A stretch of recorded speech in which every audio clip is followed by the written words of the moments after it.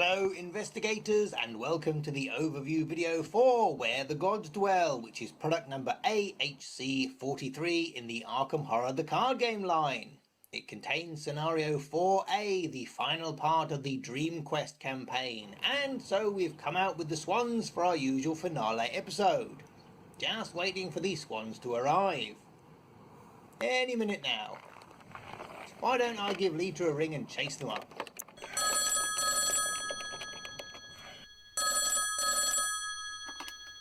What do you want? Leader, I'm out on location doing the end of campaign Mythos pack unboxing and the swans haven't arrived. Can you give them a ring to see if they're stuck on a bus? What do you mean? The swans only come out at the end of each cycle, not at the end of the campaign. Don't be silly, it's the end of the campaign. Look, here is the end of the Dunwich Legacy campaign. Swans, see? Nah, that was definitely the end of the Dunwich Legacy cycle. That's the last Mythos pack. You're only on number 5. You mean I came out here for nothing? I haven't booked any swans. They're still on dry land. You best come back to the studio. What? That's a total waste of sunshine. And don't drop it in the water like you did last time. Look, that was a freak accident and could never happen again.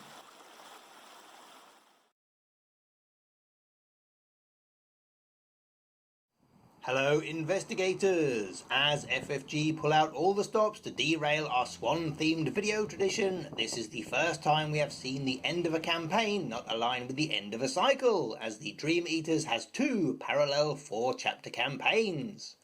This is the 5th Mythos pack in the Dream Eater cycle, but contains scenario 4A of the Dream Quest campaign, following on from 3A, Dark Side of the Moon, and concerns those investigators going into the Dreamlands. If you ever get confused about which pack goes with which campaign, then each campaign sheet has a listing of all the scenarios or packs in order. Likewise, the FFG website allows you to read all the product descriptions. You can use the QR code on the back or Card Game DB to check out the card images, but do beware of spoilers. It comes in the standard blister pack, which contains 60 fixed cards. If you are new to Arkham Horror, the card game R episode on the search for Kadath gives you a detailed explanation on what Mythos packs are and how they work.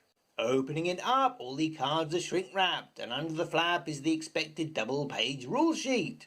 We don't need to spin the wheel of fish to see there are no new rules or mechanics introduced in this pack. But unusually there are 2 setup diagrams, as you will be changing locations towards the end of the storyline. Moving on to the player cards, things are no longer as simple as this class gets this many new cards, what with bonded cards, bonded weaknesses, the myriad keyword and so on. In fact, this pack is really light on player cards, probably because this is an end of campaign, of sorts, and more attention is being devoted to the scenario cards. We're technically only the rogues and seekers getting 2 distinct cards, and the guardians and mystics getting bonded cards. One of which is the good kind, and one of which has the Tinderloss keyword. The survivors are left out in the cold, but get another cat to play with, which is great as neutral allies are always special. Let's give you a quick slideshow. Did you enjoy that? Now let's give you a slower slideshow.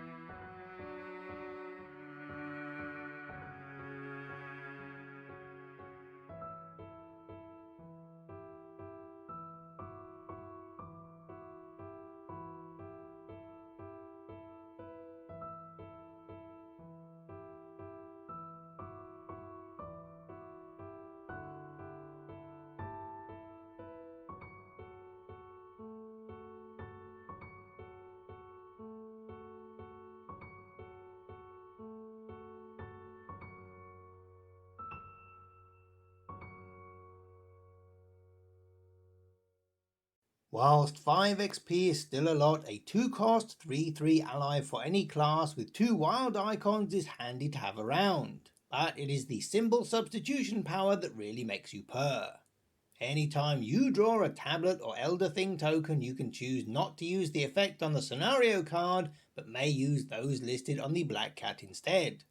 But the cat will take 1 direct damage or horror respectively. Because it is direct, this is damage that must go on the cat, and you thought direct damage was only for investigators. Seeing as these 2 tokens are generally the most punishing effects in every scenario, this can definitely mean the difference between pass, fail and ow that really hurt. It is entirely optional, so if you need to trigger an effect on the scenario card for mechanical reasons, you can. And as well as the 2 detrimental symbols, if you have an investigator with a weak elder sign ability, you can forego this to heal the cat and probably pass the test. Again, this is entirely optional. This substitution is only available to the player that owns the black cat when they draw a token, but it can be in any skill test, during any phase, and covers as many matching tokens as you like, so is not limited to just 1 per test. This is a handy thing to stop cards like Olive McBride getting out of control. This season, Patrice is wearing white and floaty garments from our ethereal collection with matching wooden accessories. But that's not important. For a single action, this card will restore you to your starting quota of 5 cards and 5 resources. Although it is odd to see Patrice on the artwork as she gets restored to 5 cards each turn. This is great game design as you will often hold it in your hand waiting to use it until you can get the maximum 5 and 5 benefit, or as close to it as possible. Often waiting longer than you should to do so. As such, it is a classic survivor card in that it is most effective when you are most desperate. Removed from the game means that you set it aside for the rest of the scenario, not forever. It comes back into your deck for free, ready for the next scenario. Something else important to note is that you draw multiple cards simultaneously and then deal with any forced effects. And if you drew multiple weaknesses, you would choose which order to resolve them. So if you drew Amnesia and then another weakness and you resolved Amnesia first, you would have to keep the other weakness as you can't choose to discard a weakness. But if you chose to resolve the other weakness first and then Amnesia, you could choose to keep one of your player cards instead. And if you drew both of those together, just flip the table and defect to the cultists. Continuing the frugal theme of this pack, the Guardians get 1 copy of the host card Empty Vessel and 1 copy of its bonded card Wish Eater. And this does say limit 1 per deck, meaning that you are as likely to see this as you are one of your single copy signature cards. When it does come into play, you need to defeat at least 3 enemies. You, not any other investigator in the game. Only then do you get to bring in Wish Eater, which you may trigger to cancel any of the 4 picture tokens. You don't need to draw a replacement, and you also get to heal 1 damage and 1 horror. Powerful stuff, particularly as this healing isn't using up any actions like your aid cards do. When you have used all the tokens, then it reverts back to the empty vessel, so you only need to fish it out of your deck once. Take note, the transformation on Empty Vessel is a free trigger action that you get to decide to initiate. And it says at least 3 charges, meaning you can keep defeating enemies and adding charges until you're ready to pull the trigger and swap it over. Usually once you've taken enough damage and horror to make it worthwhile. It is unique, so your all blue party can only have 1 in play at once. The Guardians have only had the Humble Police badge since the core box in terms of accessory slot items until the Hallowed Mirror arrived last cycle. Note that the Hallowed Mirror stays in play even when its Soothing Melody bonded cards arrive, so unless you're really dedicated and running a Relic Hunter, then you'll be out of luck. Whoa, think of poor Zoe! If you're desperate to take a one-off card and have access to Seeker or level 0 cards, then consider Mr. Rook, or just team up with Mandy to help you search for it. But why not just take an Elder Sign and Bulletproof Vest and not bother? An interesting quirk is the fact that despite Wish Eater healing horror, Carolyn Fern is the only Guardian that can't access it, as Empty Vessel is level 4 and she only has access to level 3 Guardian cards. Unlike Akachi, who can deck build with cards with uses charges, level 0 to 4, and when she puts it into play, it starts with 1 charge on it. Likewise, when Wish Eater has no more charges and empty vessel is swapped back with 0 charges, it receives the same bonus charge from Akachi. The phrase enters play covers the cards entering play from any out of play area, not just your hand. And you can also use her Elder Sign ability to add additional charges to empty vessel too. The reverse is definitely not true. When you transfer the charges from empty vessel to Wish Eater, although these are charges, you don't receive a bonus charge. Likewise, you can't add additional charges from her Elder Sign ability. This is because Wish Eater does not have the text uses charges. Akachi can only affect cards which have this text printed on them, not cards which gain charges in other ways. This means that she can't use her signature asset Spirit Speaker on Wish Eater either, as again it must target an asset you control with uses charges. It physically must have the phrase uses charges printed on it to be compatible. Her weakness, Angered Spirits, isn't so picky, but as neither of these cards has the spell keyword, you can't move any of their charges to Angered Spirits. Phew! And that, ladies and gentlemen, is why this video has taken 3 months to make. The Mystics also get a bonded card, but it comes in a pair and isn't unique or super high level. But it does come with its own weakness, which again isn't unique, so you could have 2 of them snapping at your heels. Dual slot cards are thankfully still rare. Cripplingly though, it takes up both the Arcane and Ally slots, something in short supply for any Mystic Investigator. And like our previously powerful Potent Pooch, this packs a pungent punch in the fighting and investigating department. Maybe you want to build a quirky, spell-free, brute force Mystic deck, or you're shockingly bad at investigating. Or fighting. Or both.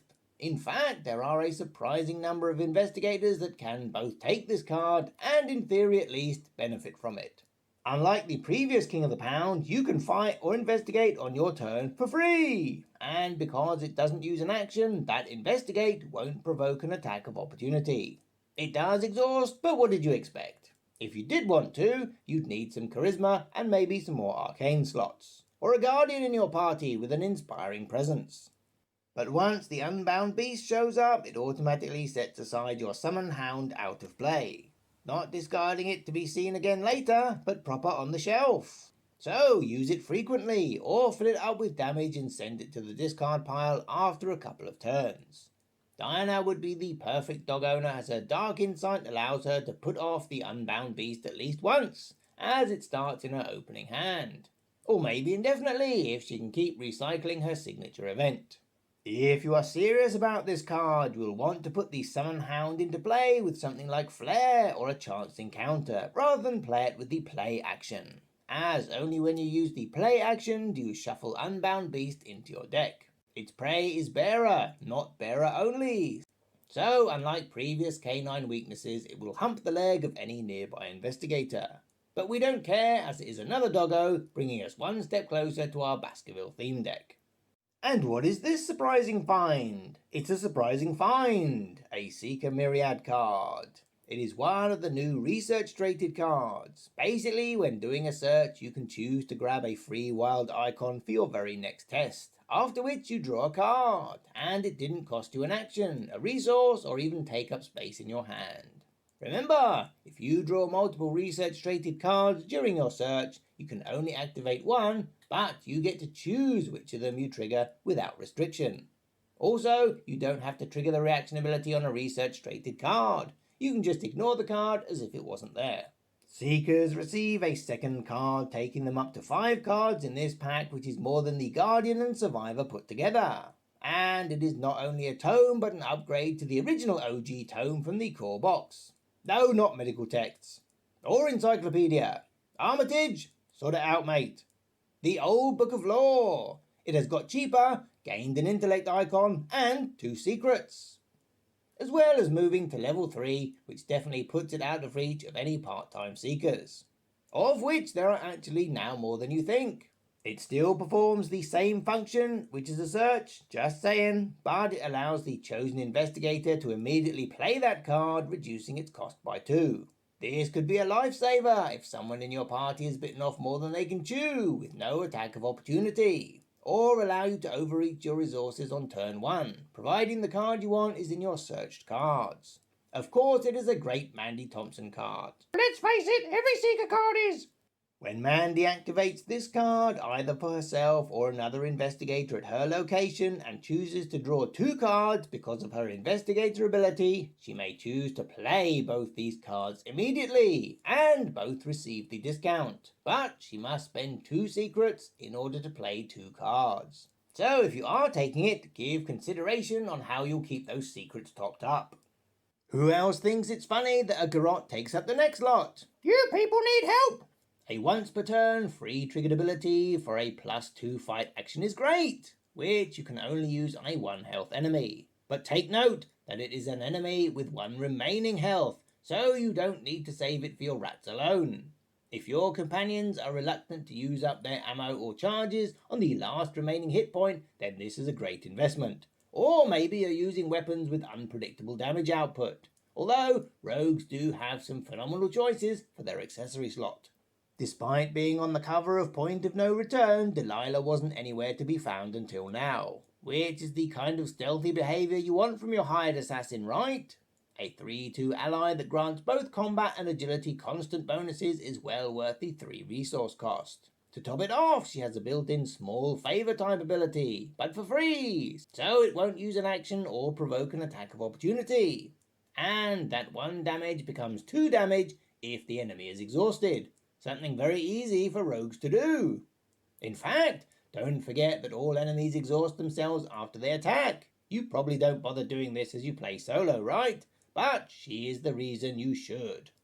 There is a player window after each investigator is attacked in the enemy phase, and another a few steps before each card readies in the upkeep phase, giving you plenty of time to lay the smackdown. If you are evading manually by making a skill test, consider a Hatchet Man or 2 to boost Delilah's future damage. And don't forget she raises your evasion with a static bonus. Also, your target doesn't need to be engaged, just at your location. So all those pesky aloof enemies will finally get what is coming to them. But as she is unique, you can only have 1 in play at once, no matter how many copies of Charisma you have. Another use for Inspiring Presence. Well, that's it for the player cards, and for this pack in general. Why not check out our Weaver of the Cosmos episode, which should have swans in, but doesn't due to 2020 plague reasons. If you are desperate for more videos, why not pop along to our Patreon, and check out all those shockingly bad videos we are too embarrassed to show regular folks, and sneak previews of forthcoming content as well as our Unseen series all about game design.